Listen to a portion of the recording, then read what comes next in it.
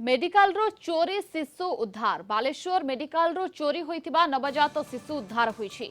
जलेश्वर अंचल नवजात शिशु पुत्र को उद्धार करिछि पुलिस। शिशु चोरी करिथिबा आशा कर्मी को अटक रखी पचराउचरा करुछि। उद्धार परे शिशु को बालेश्वर जिला मुख्य चिकित्सालय भर्ती करा जाइछि।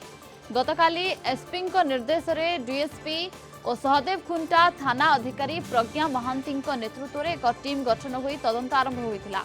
पिलाटी को चोरी करिथिबा महिला वीडियो हॉस्पिटल सीसी कैमेरा जबत करी पुलिस तार फोटो जारी करिथिला। शनिवार विलंबित राति रे बालियापाड़ कुलाचड़ गांव पूर्णचंद्र दंडपाटों पत्नी अनिता प्रसव पर बालेश्वर जिला मुख्य चिकित्सालय भर्ती होइथिले। गतकाली सकाळे शिशु जन्म परे नवजातक को जड़े अजणा महिला चोरी करि नेथिबा थाना रे अभियोग करथिले परिवार लोके।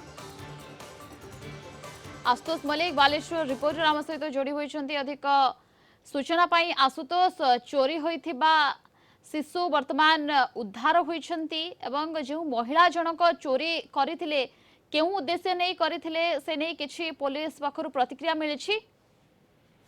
निश्चित भाव देखते प्रियंका जदि कह एक आश्वस्तिकर खबर पहर दिन राति जो शिशु छुआ बालेश्वर हॉस्पिटल रे जन्म नहीं परवर्ती समय गत काली जन अजणा महिला जी की आशा कर्मी संगे आसीथिला एवं तांको संगे रही जो जी की जो महिला छुआ जन्म होता परिवार सहित कथबार्ता होता परवर्ती समय पोलियो टीका देवाक नहीं कही छुआटी को चोरी धरी पड़ जाता।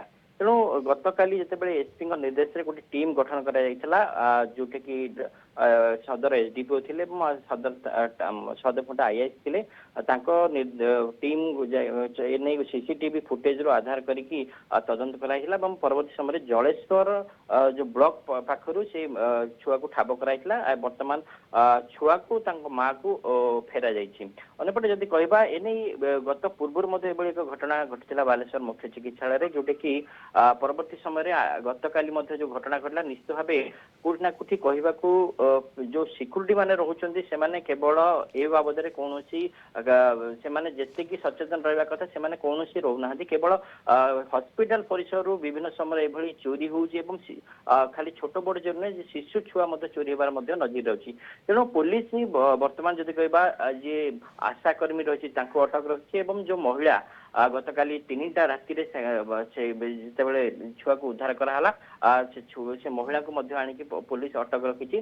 तो ये गोटे रेकर्ड बोली जना पड़ुछि जेहेतु पूर्व घटना घटला गत काली जो घटना घटवा पर पुलिस तांको आनिछि। गत काली जिते पुलिस से महिला जन को पचरे चेष्टा करथिला से महिला फिट्स जो रोग थिला बाहर थिला। तेणुक आज जहाँ जना पड़ुछि आज 12टा भितर बालेश्वर एसपी नहीं पुलिस पचराउचरा पुणी थे आरंभ करि पारे। गतकाली महिला असुस्थ होइथिले तेबे जहाँ संदेह करा जाउछि ये कोनोसी गोटे रैकेट चली कहीं विभिन्न समय चोरी होउछि अन्य जिनिस सहित वर्तमान शिशु मानकर चोरी खूब गंभीर रही।